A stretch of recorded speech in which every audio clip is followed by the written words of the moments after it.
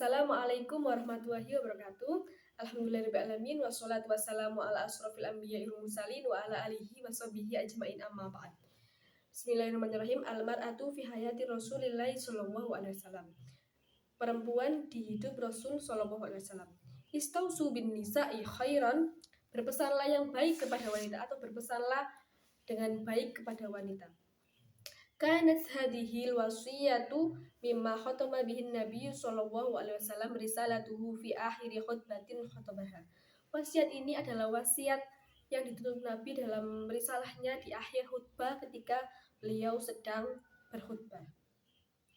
Qabla an taqila ila jiwari rabbahu, sebelum pindah dalam pangkuan atau sebelum kembali ke pangkuan Tuhannya, yakni Allah.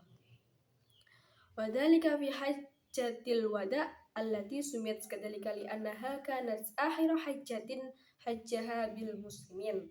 Dan itu ketika haji wada karena itu merupakan haji terakhir yang dilakukan dengan orang muslim. Fi hadhil khutbati waddahan nabiyul karim al-hututul kubra min risalatihi. Dalam khutbah ini Nabi menjelaskan langkah-langkah yang besar dari kenabiannya. Fakana minha wasiyatu bin nisa'i khairan, salah satunya yakni wasiatnya untuk berbuat baik kepada perempuan. Wa kama kana hitamu risalatihi, karena ini adalah akhir dari risalahnya. Kadzalika kana bada'uha, demikianlah permulaannya. Faqad kana tahrirul mar'atu warrafu min sya'niha min asusir risalatil islamiyah. Rasul memerdekakan perempuan dan meninggikan derajatnya karena ini adalah dasar-dasar Islam. Id'anil islamil harrama wa dal banat. Islam juga melarang memendam atau mengubur bayi perempuan secara hidup-hidup. Wa faradul lil mar'ati huquqan lam takun laha, dan mewajibkan kepada perempuan hak-hak yang belum mereka punya atau belum dia punya. Famin at-tabi'i ayyakuna lil mar'ati ba'da hadzal athar wadihun fi hayati Rasul al-khassa wal 'ammah. Dan sudah semestinya perempuan setelah ini mempunyai sejarah yang jelas di kehidupan Rasul, entah itu kehidupan pribadi ataupun umumnya. Wa ayyakuna li Rasul mislu hadzal athar fi hayatil mar'atil khassa wal ammah. Dan Rasul merasakan sejarah ini atau bekas perjuangan seorang wanita di dalam kehidupan Rasul baik secara pribadi maupun umumnya. Laqad nasya'a sallallahu alaihi wasallam yatiman. Rasul itu hidup atau tumbuh sebagai seorang yatim. Itu via abuhu Abdullah qabla maulidihi. Ayahnya yakni Abdullah meninggal sebelum beliau lahir atau sebelum beliau dilahirkan. Wa kana hanal ummi wa ri'ayatuha a'dhama syai'in itma'annat ilaihi nafsuh. Jadi kasih sayang dan perhatian seorang ibu atau perhatian ibu merupakan hal yang paling besar sehingga membuat jiwa Rasul itu tenang. Wa min ri'ayatil ummi ila ri'ayatil maradi'at allati manahnaul hanan wal hub. Dan dari asuhan seorang ibu pindah ke asuhan ibu yang menyusui, dan Rasul pun itu menerima kasih sayang dan juga cinta. Ulahunna Ummu Aiman. Yang pertama yakni Ummu Aiman allati tawalat ba'da wafati ummihi Aminah, yang mengasuh Rasul setelah wafatnya ibunya yakni Siti Aminah. Wa minhunna Halimatu Sa'diyah, dan di antara lainnya ada Halimatu Sa'diyah allati dalla fi riayatiha arba'a sanawatin sharat lahu umma thaniyatan ba'da ummihi, yang mengasuh selama 4 tahun sehingga menjadi ibu kedua setelah ibunya. Wa qad kana Rasul Karim sallallahu alaihi wasallam, dan Rasul sallallahu alaihi wasallam yukrimuha, memuliakannya atau menghormatinya. Kullama wafadat alaihi wa yujlisuha ila janibihi ala ridaihi. Ketika Halimah Sa'diyah itu datang didudukkan di samping Rasul dan juga di atas jubah atau selendang Rasulullah Shallallahu Alaihi Wasallam. Wa kama kana lil mar'ati athar khasu fi tufulatihi, dan perempuan mempunyai pengaruh atau sejarah khusus pada masa kehidupan kecilnya Rasul atau pada masa Rasulullah Shallallahu Alaihi Wasallam kecil. Kana laha mislu hadzal athar fi sababihi. Jadi perempuan juga punya pengaruh atau sejarah yang baik ketika masa muda Rasul. Wala syakkun anna jawajahu min Khadijah binti Khuwailid ahammu hadasin fi hayatihi fi dzalikal waqt.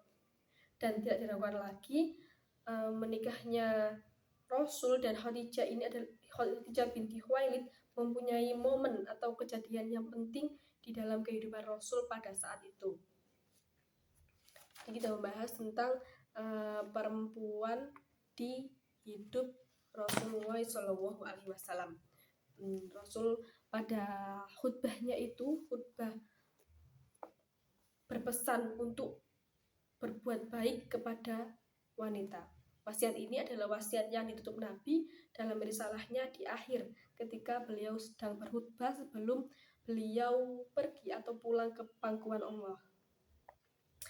Dan khutbah itu terjadi ketika atau khutbah itu ketika haji wada atau haji perpisahan. Kenapa dinamakan haji perpisahan? Karena itu merupakan haji terakhir yang dilakukan Rasul dengan orang-orang muslim. Di dalam khutbah ini beliau menjelaskan langkah-langkah yang besar dari kenabiannya, salah satunya ini untuk menjelaskan bahwa harus berbuat baik kepada seorang perempuan. Karena ini adalah akhir dari risalahnya. Salah satunya seperti Rasul memerdekakan perempuan dan meninggikan derajatnya karena ini adalah dasar-dasar Islam. Islam juga melarang memendam atau mengubur bayi secara hidup-hidup dan juga mewajibkan kepada perempuan hak-hak yang belum dia punya. Sebelum dia dimerdekakan, dia kan tidak punya hak-hak karena hidup pada zaman jahiliyah, dan Rasul ini mewajibkan kepada perempuan hak-hak yang sebelumnya dia punya. Dan sudah semestinya perempuan setelah ini akan mempunyai sejarah yang jelas di kehidupan Rasul, baik itu kehidupan pribadi maupun kehidupan umumnya. Dan Rasulullah itu merasakan sejauh ini atau bekas perjuangan seorang wanita dalam kehidupan Rasul maupun kehidupan pribadi Rasul maupun umumnya. Seperti itu, karena Rasul itu hidup tumbuh sebagai seorang yatim, ayahnya itu meninggal sebelum beliau dilahirkan. Jadi kasih sayang dan perhatian ibu itu merupakan hal yang paling besar, sehingga membuat Rasul itu nyaman. Dan dari asuhan seorang ibu pindah ke asuhan ibu yang menyusui itu, Rasulullah itu menerima kasih sayang dan juga cinta. Yang pertama ada Ummu Aiman yang mengasuh Rasul setelah Rasul ditinggal ibunya wafat, yakni Siti Aminah.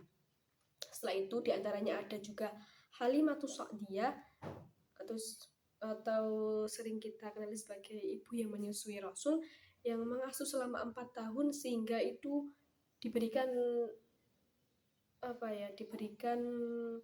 gelar ibu kedua setelah ibunya.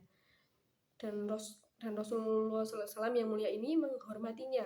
Dan ketika Halimatus Sa'diyah itu datang, dia didudukkan di samping Rasul di atas selendangnya. Yaitu perempuan mempunyai pengaruh atau sejarah khusus pada masa kecil beliau, dan juga pada masa mudanya juga menciptakan pengaruh atau sejarah yang baik. Dan tidak dilakukan lagi, yakni ketika Rasul menikah dengan Khadijah binti Khuwailid, juga mempunyai momen atau kejadian yang penting di dalam Rasul SAW pada saat itu. Bismillahirrahmanirrahim. Faqad itma'anna ila zawjin wa rafiqatin tufaddilu ala nafsiha. Dan benar-benar menenangkan suami dan dia menjadi teman yang mengutamakan apapun atas dirinya. Wa tuhayyi lahu kulla asbabil itmi'nani bimahabbatiha wa ikhlasiha wa hikmatiha wa maliha. Demikian juga dia memberikan segala hal penyebab ketenangan dengan cintanya, ikhlasnya, hikmahnya, dan juga hartanya. Wa indama ikhtarallahu lil iblaghi risalah, ketika Allah Ta'ala memilih Nabi untuk menyampaikan risalah, kanat Khadijah radhiyallahu anha awwala man amana billahi wa rasulih. Khadijah adalah orang pertama yang beriman kepada Allah dan Rasulnya. Wa awwala man saddaqa bikulli ma ja'a bih, dan merupakan orang pertama yang membenarkan atas segala yang dibawa oleh Nabi Muhammad. Laqad waqafat ila janibihi tusyajji'uhu wa tashuddu min azrihi. Jadi Khadijah benar-benar berada di sisi Rasulullah, memberi motivasi Rasulullah dan menguatkannya dengan dukungannya. Ketika Nabi Muhammad mendapatkan atau terpilih menjadi seorang Rasul menyampaikan risalah, Khadijah selalu memberikan dukungan, baik berupa cintanya, ikhlasnya, hikmahnya, dan juga hartanya. Beliau juga merupakan perempuan pertama yang beriman atau masuk agama Islam dan juga membenarkan atas segala yang dibawa oleh Rasulullah. Ar-Rabi', yang keempat, wa fi yaumil hijratil adim, dan pada suatu hari yang besar, kanat Quraisyun tutaridun nabiyya wa syahibahu as-siddiq. Orang Quraisy mengejar Nabi Muhammad SAW dan sahabatnya, yakni Abu Bakar as-Siddiq, wa amarat fursanaha wa syababaha bil qaddi alaihima aw man'ihima minal hijrati. Orang Quraisy juga memerintahkan pasukannya dan para pemudanya untuk menangkap keduanya atau mencegah keduanya dari hijrah, untuk mencegah Nabi dan sahabatnya untuk melakukan hijrah. Wa fi tilka sa'ati su'bati, dan di saat-saat yang sulit, kanat fatatun syuja'atun tukhatiru binafsiha, ada seorang pemudi yang sangat pemberani yang membahayakan dirinya, fata'zimu ala nusratihima wa taysiri hijratihima, yang berkemauan keras untuk menolong keduanya dan memudahkan hijrah keduanya. Fatahmilu ilaihima at-ta'ama wa huma fil ghari, pemudi tersebut itu memberikan makanan kepada keduanya ketika masih berada dalam gua.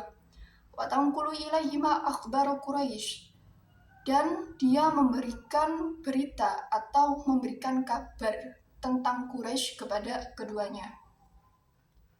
Wa tata'arradu fi sabili dzalika litahdidi wad-darbi, yang ketika itu menentang Nabi Muhammad dengan ancaman dan pukulan. Fataktumus sirra wa la tukhbiru Quraisyan bimakanin Nabi sallallahu alaihi wasallam.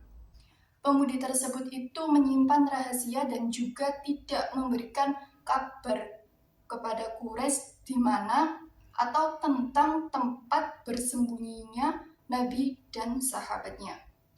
Wa bidzalika yastati'ul muhajirani ay yasila bisalamin ilal Madinah. Sehingga Abu Bakar dan Nabi Muhammad itu bisa hijrah ke Madinah dengan selamat. Tilkal fatat kanat Asma binta Abi Bakar as-Siddiq radhiyallahu an. Pemudi itu adalah Asma bin Abu Bakar as-Siddiq. Al-Khamis, yang kelima, wa minhunna ibnatuhu as-sayyidatu Fatimatu Zahra, dan di antara mereka, di antara perempuan-perempuan yang berada di masa Rasulullah, yaitu putrinya As-Sayyidah Fatimah Az-Zahra.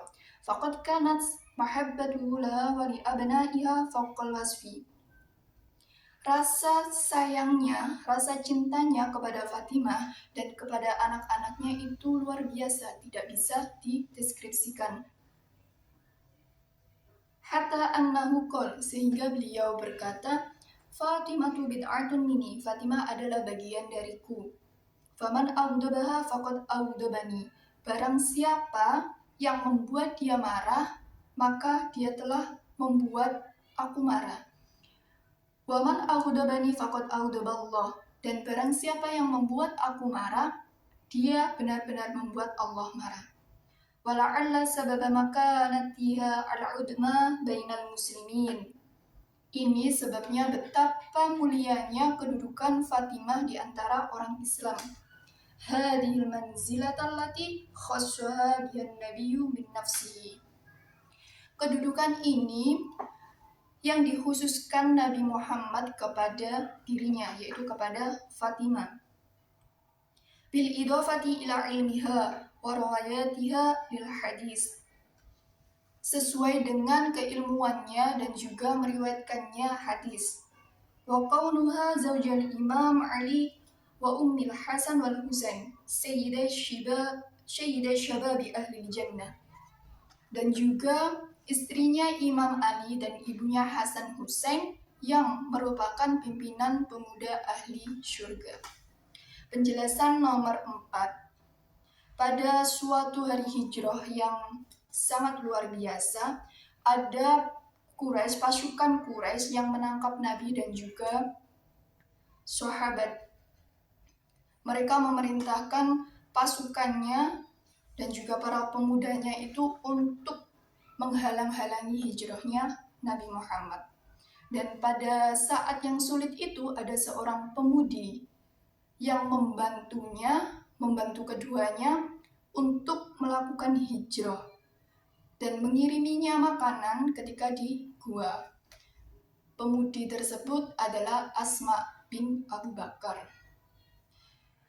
Keterangan yang kelima, dan di antara perempuan-perempuan yang mempunyai asar atau pengaruh yang besar dalam hayat Rasul, hidupnya Rasul, adalah Fatimah Az-Zahra.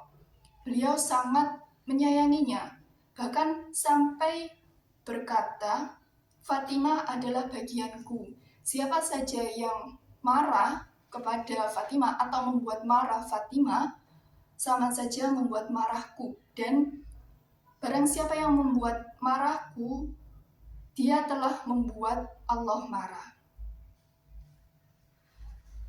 Ini menjadi sebab beliau mendapatkan al-udma, mendapatkan sesuatu yang mulia, sangat mulia kedudukannya di antara orang-orang Islam.